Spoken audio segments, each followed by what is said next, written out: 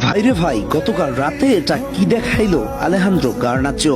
সাক্ষাৎ হারের থেকে চেলসিকে বাঁচাইয়া দিল এই তরুণ আর্জেন্টাইন।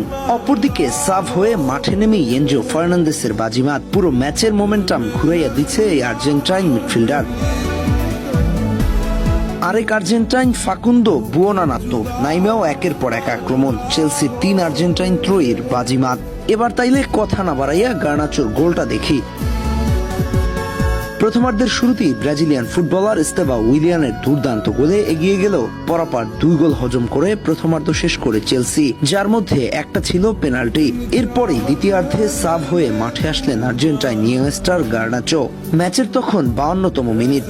মাঝমাঠ থেকে একটা বল আসে গার্নাচোর কাছে, অমনি রানিং করে ফ্ল্যাঙ্ক ধরে টেনে নিয়ে ডিবক্সের কাছাকাছি একটা জায়গায় এসে অপর ফ্ল্যাঙ্কে থাকা এস্তেবা উইলিয়ানকে দিতে বলটা বাড়ালেন, কিন্তু প্রতিপক্ষ ডিফেন্ডারের পায়ে লেগে ফিরতি বলটা আবারও গার্নাচোর পায়ে চলে আসে।